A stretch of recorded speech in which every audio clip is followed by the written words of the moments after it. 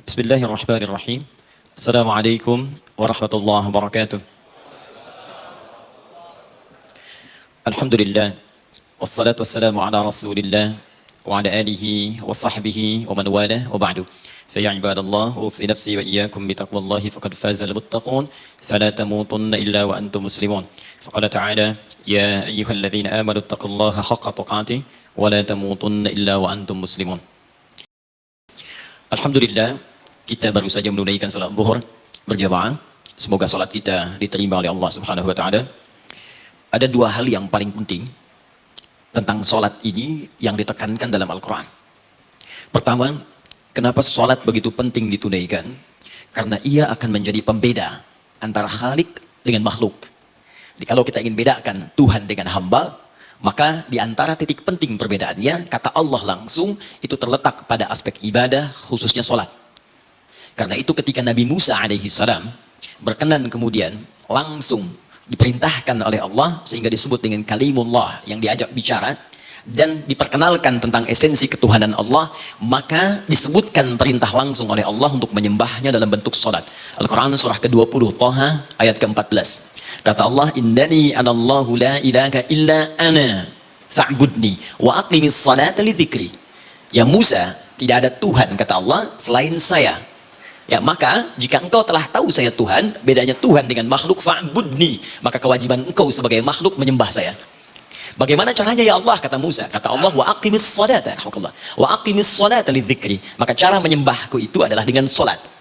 Karena itu semua nabi dan rasul, bahkan sebelum Nabi Muhammad SAW, diperintahkan oleh Allah untuk mengajak umatnya seluruhnya untuk sholat. Ya, Nabi Isa alaihissalam sholat. Anda buka Quran surah 19 Maryam ayat 31 sampai 33. Nabi Ismail alaihissalam, ya kakeknya Nabi ke-29, sholat. Bahkan meminta keluarganya sholat. Quran surah ke-19 ayat 55. Wa kana ya'muru ahlahu bis salat. Nabi Zakaria, saudaranya Imran, sholat. Quran surah ketiga, ya, ayat ke-38 sampai dengan 39. Ayat 39-nya tegas mengatakan, "Fanadathu malaika wa huwa qa'imun yusalli fil mihrab." Jadi kalau kita urutkan dari Nabi Muhammad SAW sampai Nabi Adam alaihissalam, semua menunaikan salat kepada Allah Subhanahu wa taala. Ya, Muhammad bin Abdullah bin Abdul Muttalib bin Hashim bin Abdul Manaf bin Qusay bin Murrah bin Kilab bin Ka'ab bin Ghalib bin Fihir bin Malik bin Nadar bin Kinana bin Khuzaimah bin Mudrikah bin Ilyas bin Nizar bin Mudar bin Ma'ad bin Adnan bin Addi bin Adri bin Muqawwam bin Nagur bin Tarikh bin Ya'rub bin Yasjub bin Nabit bin Ismail alaihissalam bin Ibrahim alaihissalam bin Azar atau bin Nahur bin Abir bin Qinan bin Arfakhshad bin Sam bin Nuh alaihissalam bin Mikhlail Matushala bin Kinan bin Anwas bin Thith bin Adam alaihissalam. Dari Nabi Muhammad SAW sampai Nabi Adam semua salat. Coba ulangi. Nanti dalil singkatnya dari Quran surah keempat ayat 163, paling kiri sebelah atas di mushaf. Inna auhayna ilaika kama auhayna ila Nuh wan nabiyyin min ba'di. Muhammad, apa yang kami telah wahyukan kepadamu sudah pernah pula kami sampaikan kepada Nuh alaihissalam dan nabi-nabi setelahnya. Kenapa tidak disebutkan Adam sebelumnya? Karena Adam itu nabi, bukan rasul. Nabi diberikan risalah untuk pribadi dan kalangan dekatnya, rasul diberikan risalah tugas untuk mengajak umat. Kenapa Nabi Adam bukan rasul? Karena zaman Nabi Adam belum ada umat. Siapa yang mau diajak? Ya? Ini bagian pertama. Jadi kalau kita hari ini masih mendapat kesempatan sholat, alhamdulillah, ini artinya sampai hari ini kita masih benar-benar manusia. Kan kalau ada orang yang kemudian tidak mau beribadah apalagi sholat, terkhusus ketika dia beriman, maka penting dipertanyakan, masihkah ada iman dalam dirinya? Karena itu kata Allah dalam Al-Quran surah ke-8 ayat yang kedua, aku akan perdengarkan namaku, sehingga ketika disebutkan itu kita bisa menguji adakah getaran iman dalam jiwa kita. Quran surah 8 Al-Anfal ayat kedua, innamal mu'minuna alladzina idza dzukirallahu wajilat qulubuhum. Sungguh orang yang masih punya iman itu, kalau diperdengarkan nama Allah kepadanya akan ada getaran dalam jiwanya. Karena itu setiap hari 5 kali diperdengarkan nama Allah untuk menguji di jiwa kita masih ada iman tidak. Bahkan dari bangun tidur, bayangkan waktunya dibagi sempurna persis. Dari mulai subuh baru bangun, menjelang ke siang, mau berakhir siang ke sore, sore pindah ke maghrib, hilang kemudian muncul gelap malam. 5 kali persis dibagi waktu. Diperdengarkan untuk menguji, kira-kira setelah subuh siang masih ada nggak iman? Sore masih ada nggak? Ya Allahu Akbar, Allahu Akbar. Karena itu kalau iman masih ada melekat di jiwa kita, demi Allah saya katakan, begitu kita mendengar suara azan, pasti hati kita akan mengatakan, Allahu Akbar, Allahu Akbar. Wih, sudah azan ya? Pernah begitu? Ya walaupun mungkin setelah selesai la ilaha illallah baru adzan, belum qomat. Itu normal, enggak apa-apa. Yang penting iman masih ada. Nah, ini menunjukkan ada getaran dalam jiwa. Satu itu. Yang kedua, ini yang jarang dimanfaatkan teman-teman. Jadi seringkali sholat dimaknai pada ibadah formal bagian pertama saja. Adapun yang keduanya, ini yang jarang digali. Padahal sekali saja dalam sehari, itu 5 kali Allah menunggu kita. Ternyata sholat itu satu-satunya wasilah ibadah yang disebutkan dalam Al-Quran untuk langsung memohonkan semua kebutuhan yang kita rasakan. Bahkan sebelum kita diminta sholat, itu kalimat pertamanya bukan ibadahnya. Kata Allah, kamu punya masalah apa? Sedang butuh apa? Sedang punya problem apa? Buka Quran surah kedua Al-Baqarah ayat ke-45 sampai 46. Paling kanan pertengahan di usap. Wasta'inu bis-sabri was-salah. Perhatikan kalimatnya, indah sekali. Ya Allah menempatkan sholatnya bagian kedua. Kata Allah, wasta'inu, hei hambaku, jika kalian punya persoalan dalam kehidupan, maka, perhatikan kalimatnya baik-baik, wasta'inu, mintakan solusinya kepadaku. Jadi kalau sedang punya masalah, bukan bikin status, gak akan selesai. Oh, sedang eksplorasi minyak, gak keluar-keluar, bikin status. Duh, susah sekali yang ngebornya, gak akan selesai. Jalan macet, bikin status. Jakarta macet, ya, gak akan selesai. Ya, apa yang harus dilakukan? Kata Allah, jika Anda beriman kepadaku, yakin denganku, maka wasta'inu, punya persoalan, minta kepada Allah. Caranya bagaimana? Satu, bis-sabri, terima dulu masalah itu, jangan dikeluhkan. Kaidah lain muncul, karena mustahil saya akan titipkan persoalan kalau tidak Anda mampu mengatasinya. Kaidah Quran surah kedua ayat 286, kita hafal ayatnya. La yukallifullahu nafsan illa usaha. Perhatikan kaidahnya. Allah tidak mungkin menguji seorang hamba di luar batas kemampuannya. Jadi kalau kita sedang punya ujian, di rumah kah, pekerjaan kah, kehidupan sosial kah, sebesar apapun ujian itu, kata Allah, memang karena Anda yang sanggup. Kalau nggak sanggup, nggak akan diuji. Di ujian itu berbanding lurus dengan kemampuan. Mustahil seorang hamba diuji di luar batas kemampuannya. Jadi kalau Anda sekarang pun sedang punya masalah sebesar apapun, kata Allah, memang cuma kamu yang sanggup, yang lain tidak. Maka jangan mengeluh. Jangan Anda katakan, ya Allah, why me? Kenapa saya? Kata Allah, why not? Memang kamu yang mampu, yang lain tidak. Nah, ketika Anda bisa menerima itu dengan sabar, baru datang kalimat kedua, wassalah. Kemudian datang tunaikan sholat dan mintakan solusi kepadaku lewat sholat. Ya, sedikit ya, lihat sini. Saya berikan sedikit uraian Al-Quran. Saya boleh menulis ini? Boleh ya? Ibu, maaf, agak jauh. Ibu kelihatan ini? Oh, belum saya tulis. Bagaimana bisa kelihatan? Luar biasa. Cuma di Pertamina, belum ditulis sudah kelihatan. Maaf, lihat sini. Wasta'inu. Baik, ya. Saya ingin sedikit sekali. Ini redaksi Quran itu indah sekali diksinya. Wasta'inu. Lihat sini.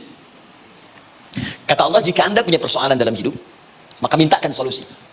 Terima dulu masalahnya dengan sabar, karena kita dipercaya oleh Allah. Gini cara memahaminya, Allah aja percaya dengan kita, masa kita nggak percaya diri?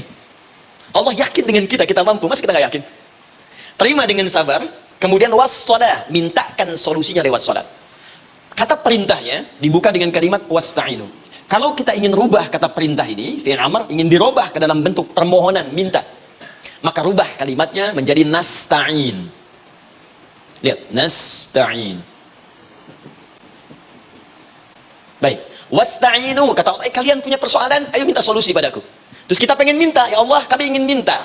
Maka dalam bahasa Arab, kalau kita ingin merubah kalimat ini ke dalam bentuk permintaan, kita katakan nasta'in. Saya tanya pada Anda, pernah nggak dalam sholat kita mengucapkan kalimat nasta'in? Ada? Masih ingat? Baik, apa kalimatnya? Iyyaka na'budu wa iyyaka nasta'in. Perhatikan, iyyaka na'budu wa iyyaka nasta'in. Iyyaka na'budu, iyyaka, ya Allah, engkau perintahkan aku untuk ibadah.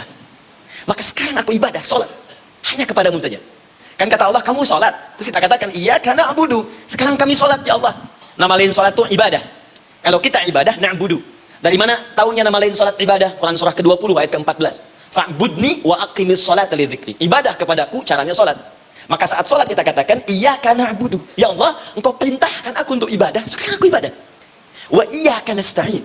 Dan sekarang aku sedang punya persoalan, ya Allah. Aku punya masalah. Aku punya problem. Dan aku yakin hanya engkau yang pasti akan menyelesaikannya. Ketika Anda mengatakan iyyaka nasta'in, perhatikan hadis qudsinya. Hadisnya qudsi. Ya. Al-Imam Al-Bukhari meriwayatkan, Imam Muslim meriwayatkan, An-Nasai meriwayatkan dari sahabat Abu Hurairah radhiyallahu taala anhu. Ada lagi yang dari sahabatnya Anas bin Malik. Perhatikan kalimatnya. Idza qala al-'abdu iyyaka na'budu wa iyyaka nasta'in, jika hambaku dalam salatnya benar membacanya, benar dari awal salatnya sampai dengan kalimat iyyaka na'budu wa iyyaka nasta'in, ya Allah, sekarang aku ibadah kepadamu dan sekarang aku punya persoalan. Aku mohonkan solusi darimu. Kata Allah, hadza baini wa baina 'abdi. Ini perjanjian antara aku dengan hambaku. Wali 'abdi, hadisnya qudsi, wali 'abdi, kalau hambaku benar salatnya sampai kalimat ini, masalah, apapun yang dia minta sekarang aku akan kabulkan. Aku akan kabulkan. Pertanyaan saya, berapa di antara kita yang sholat sampai detik ini ribuan kali ruku dan sujud yang memanfaatkan momentum ini untuk memohon? Siapa di antara kita yang ketika sholat memohon kepada Allah solusi? Jangan-jangan selama ini sholat itu hanya menjadi formalitas saja. Takbir, ruku, sujud, salam, selesai. Takbir, ruku, sujud, salam, selesai. Padahal Allah sudah menunggu hambaku, kamu tuh punya masalah apa? Makanya setiap waktu dibagi 5 supaya hidup kita ringan. Subuh ke zuhur punya masalah, zuhur sholat. Begitu kita mohon, tuntas masalah itu. Zuhur ke asar punya persoalan, asar sholat. Dijawab oleh Allah, tuntas persoalan itu. Karena itu semua nabi dan rasul, bahkan orang soleh, ketika punya persoalan dalam hidupnya, even itu hanya menulis karya ilmiah, maka mereka akan memulai dengan sholat dan minta kepada Allah Subhanahu Wa Taala. Teman-teman kenal Nabi Zakaria? Bagus. Baik, di sana belum tulis, sudah kelihatan. Sini kenal Nabi Zakaria, alhamdulillah. Tapi nggak apa-apa. Saya ke Sukabumi, Pak. Ada yang kenal Fir'aun? Kenal Fir'aun, kenal. Bagus. Tapi Sukabumi hubun dunia, suka. Itu hubun, bumi itu dunia. Baik. Teman-teman, Nabi Zakaria itu diuji oleh Allah. Maaf, belum punya keturunan. Dan semua nabi punya ujian. Jadi jangankan kita, nabi aja yang jelas surganya punya ujian. Ya, Anda pernah sakit, Nabi Ayub sakitnya lebih parah dari kita. Ya, Anda di keluarga belum ada keturunan, Nabi Zakaria pernah lebih daripada kita. Sampai rambutnya memutih, fisiknya sudah letih, dan menurut medis, maaf sekali, istrinya divonis tidak mungkin punya keturunan, monofus dan mandul, mustahil. Secara klinis, nggak mungkin. Secara medis, tidak mungkin. Maka Allah tunjukkan satu isyarat yang sangat luar biasa. Jika Anda mendapati situasi makhluk mengatakan ini mustahil dan sudah angkat tangan, ini tanda pertama dari Allah, langsung tinggalkan pendapat manusia, langsung memohon kepada Allah. Maka turunlah beritanya di Quran surah ketiga Ali Imran ayat 38 sampai 39. Paling kanan sebelah atas di mushaf. Sekarang perhatikan kalimatnya, saya mau sambungkan dengan Al-Fatihah tadi. Hunalika da'a Zakaria rabbah. Di mihrabnya Nabi Zakaria salat bermohon kepada Allah. Qala rabbi habli min ladunka dzurriyyatan thayyibah. Kemudian ia berdoa, Rabbi habli, ya Allah yang maha memberi tanpa batas. Ini adab pertama, kalau teman-teman mau berdoa, sebut nama Allah sesuai dengan hajat kebutuhan kita. Itu yang disebut dengan al-asma'ul husna. Di asma'ul husna itu bukan nama-nama indah yang sekedar dihafal, bukan. Tapi nama yang diberikan oleh Allah sesuai dengan kebutuhan hidup kita. Dalilnya Quran surah ke-17 ayat 110. Ya, paling kanan sebelah atas di mushaf, ke pertengahan. Ya, kata Allah, Qulidhu Allah. Jika Anda punya persoalan, sebut nama Allah. Allah Awir Rahman atau Ar-Rahman. Ayyamma tad'u, tapi kalau Anda ingin spesifik meminta, falahul asma'ul husna. Pilih nama Allah, ia punya nama-nama yang indah sesuai kebutuhan kita. Jadi kalau teman-teman misalnya minta kelancaran rezeki, sebut ya Allah ya Razzaq. Anak mau ujian, ya Allah ya Al-Alim. Di proyek misalnya ada hambatan, ada gangguan, ya Allah ya Al-Jabbar ya Al-Malik. Ingin mudah mengatasi ujian, ya Allah ya Sabar, minta. Ya, jangan semuanya disebutkan, nanti jadi beban. Ya Allahumma ya Rahman ya Malik ya Al-Quddus ya Sabar, gitu kan? Yang tadinya nggak punya masalah jadi macam punya masalah, gitu kan? Pilih salah satu. Nah, jika Anda ingin memohon pada satu hal yang mustahil menurut manusia, maka minta dengan menyebut nama Allah yang memberi tanpa batas mustahil di dalamnya. Nama Allah tersebut namanya Wahhab. Wahhab. Ya Allah, ya Wahhab. Al-Wahhab. Kalau kita rubah dalam bentuk permintaan, maka singkat kalimatnya dengan hab. Hab. Untuk sendiri habli, untuk banyakkan hablana.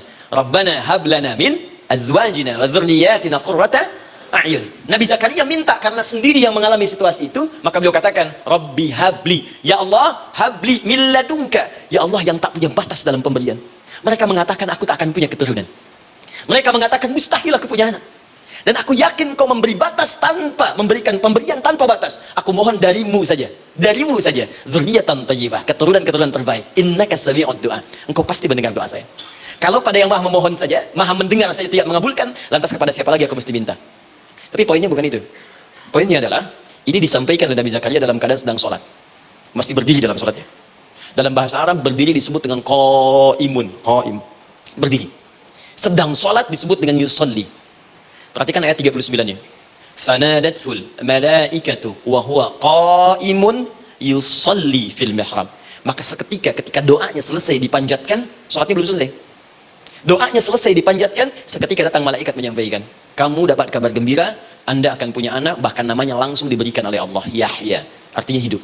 Yang mustahil menurut manusia, lahir dari rahim seorang perempuan yang divonis monofus dan mandul, kata Allah, bagiku yang gak ada yang mustahil. Jadi dan hidup dia. Kapan itu terjadi? Masih sholat dan belum selesai dalam sholatnya, dalam keadaan berdiri. Sekarang saya tanya Anda, kita membaca iyyaka na'budu wa iyyaka nasta'in dalam keadaan ruku atau sujud? Sujud. Berdiri. Berdiri teman-teman. Betul kan? Dalam keadaan berdiri saat baca Al-Fatihah. Iyyaka na'budu wa iya. Saat kita mengatakan wa iyyaka nasta'in, Allah balik bertanya, apa yang kamu butuhkan? Nabi Zakaria itu sholat dulu, baru minta. Kita umat Nabi Muhammad karena keutamaan nabinya, sebelum sholat dari tunggu. Butuh apa? Apa? Mau minta apa? Karena itu, saya ingin katakan, ayo manfaatkan momentum sholat ini. Jangan sekedar kita kemudian tunaikan formalitas, tapi kita tidak mendapatkan keuntungannya. Ayo, semuanya. Dari mulai takbir sudah ada doa.